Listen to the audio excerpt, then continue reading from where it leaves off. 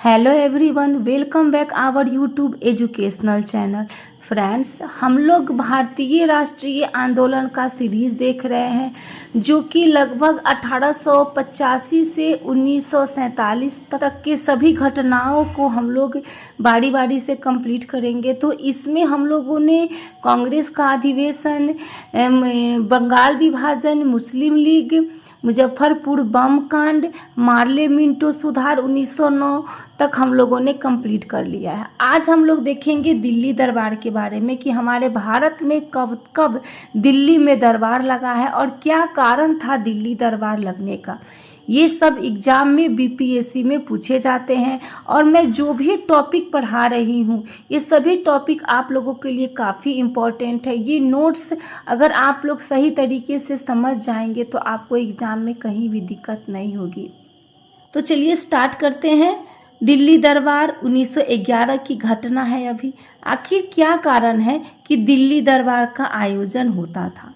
तो जब जब ब्रिटेन में राजा रानी बदलते थे तो उनके सम्मान में भारत में यह आयोजन होता था। कहाँ पे आयोजन होता था? तो भारत में, यानी कि जब जब ब्रिटेन में कोई भी राजा या रानी बदलते थे तो उन्हीं का सम्मान भारत में किया जाता था और भारत में दिल्ली दरबार लगता था। दिल्ली दरबार को इम्पीरियल दरबार भी कहा जाता है, शाही दरबार भी कहा जाता है और राजसी दरबार भी कहा जाता है। तो कहीं कहीं दिल्ली दरबार न दे के ये तीनों नाम देंगे तो आपको ध्यान में रखना होगा कि ये दिल्ली दरबार की चर्चा की जा रही है। अब हम लोग आगे देखते हैं कि भारत में तीन बार जो है दिल्ली दरबार का आयोजन होता है। कब कब दिल्ली दरबार का आयोजन होता है? तो सबसे पहली बार 1877 में लॉर्ड लीटन के समय दिल्ली दरबार होता है। फिर दूसरा 1903 में दिल्ली दरबार लगता है। उस समय जो वायसराय होते हैं वो लॉर्ड कर्जन होते हैं। फिर 1911 में दिल्ली दरबार लगता है जिस समय लॉर्ड हार्डिंग द्वितीय होते हैं और 1911 में जो है लॉर्ड हार्डिंग द्वितीय के समय दिल्ली दरबार लगता है और इसी समय राजधानी परिवर्तन होता है। तो ये तीन डेट 1877, 1903 और 1911 पहली बार थे लीटन थे, फिर थे कर्जन और फिर थे हार्डिंग द्वितीय। तो ये आप नाम और ये डेट आप याद रखिएगा। कंफ्यूज करने के लिए आपको कह देगा कि भारत में निम्नलिखित में से कब कब दिल्ली दरबार लगा है, तो आपको ऑप्शन में गलत डेट दे देगा, गलत वायसराय का नाम दे देगा। तो वायसराय का नाम और डेट आप अच्छे से याद कर लीजिएगा। एक नोट है, एकमात्र शाही आयोजन जिसमें स्वयं जॉर्ज पंचम जो कि राजा थे एवं मैरी महारानी का नाम था भारत आए थे। यानी कि जब 1911 में दिल्ली दरबार लगा था उस समय लॉर्ड हार्डिंग द्वितीय थे।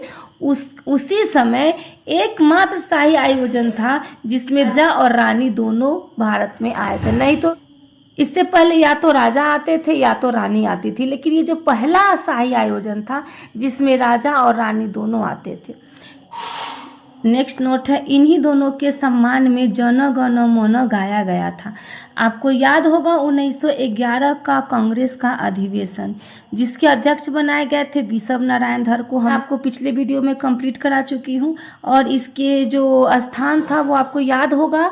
इसका स्थान था कलकत्ता और उसी कलकत्ता अधिवेशन में बिशप नारायण धर जिसके अध्यक्ष थे 27 दिसंबर 1911 को जो कांग्रेस का अधिवेशन हुआ था उसी अधिवेशन में जन गण मन गाया गया था। जन गण मन किसके सम्मान में गाया गया था? जॉर्ज पंचम जो कि राजा थे एवं मैरी जो कि महारानी थी, उसी के स्वागत में ये जन गण मन गाया गया था।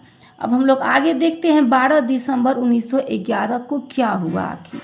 तो 12 दिसंबर 1911 को घटना ये घटी कि उस दिन लॉर्ड हार्डिंग ने घोषणा की।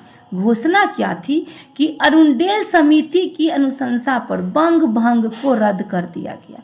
हमने जो पिछले बंगाल का विभाजन जो कि 1905 में हुआ था, उस 1905 के बंगाल विभाजन को रद्द कब कर दिया गया?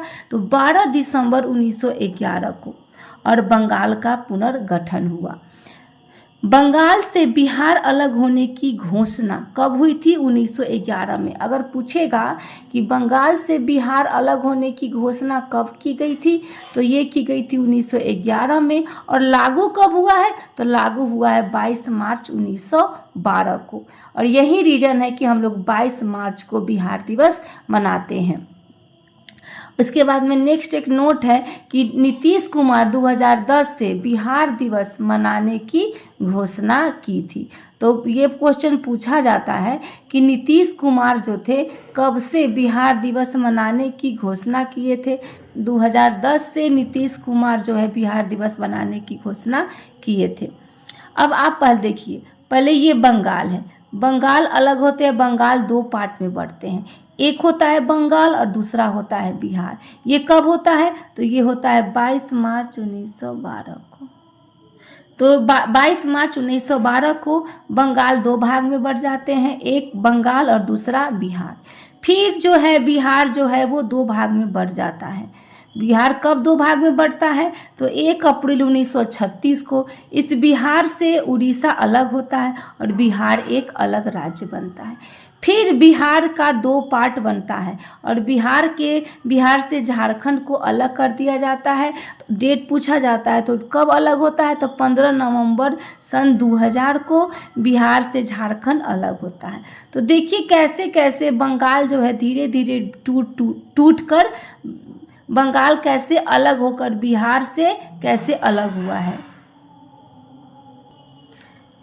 तो लॉर्ड हार्डिंग की घोषणा हुई थी, पहला हुई थी कि बंग भंग आंदोलन को रद्द कर दिया गया।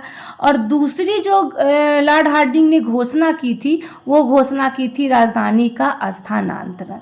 राजधानी का स्थानांतरण से क्या मतलब है?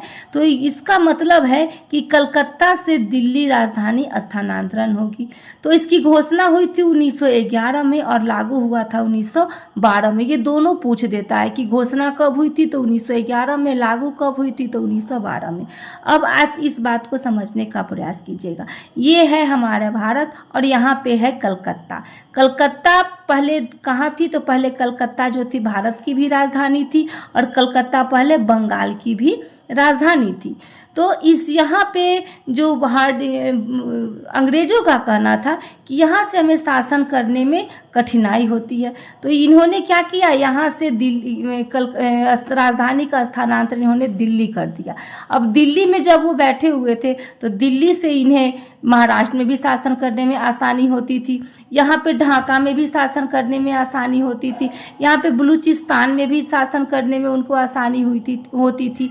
यानी कि बहुत खुश थे अंग्रेज कि हम बीच में आ गए हैं और यहाँ से हमें शासन करने में कहीं भी परेशानी नहीं होगी। ये यहाँ से शासन और कलकत्ता से जो है बलूचिस्तान शासन करने में उसको काफ़ी कठिनाई होती थी, इसलिए ये बहुत खुश था और राजधानी का स्थानांतरण कर दिया है। 1911 में घोषणा हुई है और 1912 में जो है ये दिल्ली जो है राजधानी बन गई है भारत की। अब नेक्स्ट जो टॉपिक है वो टॉपिक है हार्डिंग बम कांड। अब ये हार्डिंग बम कांड क्या है? तो हार्डिंग द्वितीय के बारे में कहा जा रहा है। तो हार्डिंग बम कांड से क्या मतलब है? तो हमने अभी देखा कि राजधानी का स्थानांतरण कहाँ से स्थानांतरण हुआ? तो कलकत्ता से दिल्ली। तो कलकत्ता से जैसे ही दिल्ली राजधानी का स्थानांतरण हुआ तो जो क्रांतिकारी नेता थे, जो कि युवा वर्ग के नेता थे, वो काफ़ी क्रोधित हो गए और उन्होंने क्या किया कि लॉर्ड हार्डिंग जब बग्घी पर सवार होकर चांदनी चौक से गुजर रहे थे, उसी समय लॉर्ड हार्डिंग द्वितीय पे बम फेंक दिया गया। फेंकने के बाद जो है हार्डिंग बच गया। हार्डिंग बच गया।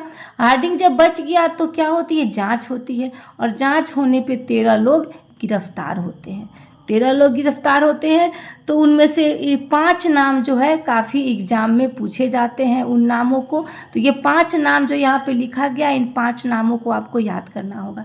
सबसे पहला जो नाम है वो है बाल मुकुंद का, याद रखिएगा। सबसे पहला नाम है बाल मुकुंद, दूसरा नाम है अमीर चंद का और तीसरा नाम है अवध बिहारी का, चौथा नाम है दीनानाथ जो कि बाद में सरकारी गवाह बन जाते हैं, और 5वां और अंतिम नाम जो कि सबसे इम्पोर्टेंट है, इसलिए यहाँ पे स्टार भी लगा हुआ है। ये बसंत विश्वास नाम, जो कि बार बार पूछा जाता है बसंत विश्वास का, तो ये नाम आप याद कर जाइएगा। अब बम फेंकने वाले व्यक्ति का नाम क्या था? तो बम फेंकने वाले व्यक्ति का नाम था रास बिहारी घोष। बम कब फेंका गया? तो 22 दिसंबर 1912 को। ठीक है, बम कब फेंका गया? तो बम फेंका गया 22 दिसंबर 1912 को। अगर आपको मेरा वीडियो अच्छा लगे तो लाइक, सब्सक्राइब और शेयर करना बिल्कुल ना भूलें। अगले वीडियो में हम लोग होम रूल लीग को कंप्लीट करेंगे, तो बने रहिए हमारे साथ। मिलते हैं नेक्स्ट वीडियो में नेक्स्ट टॉपिक के साथ। धन्यवाद।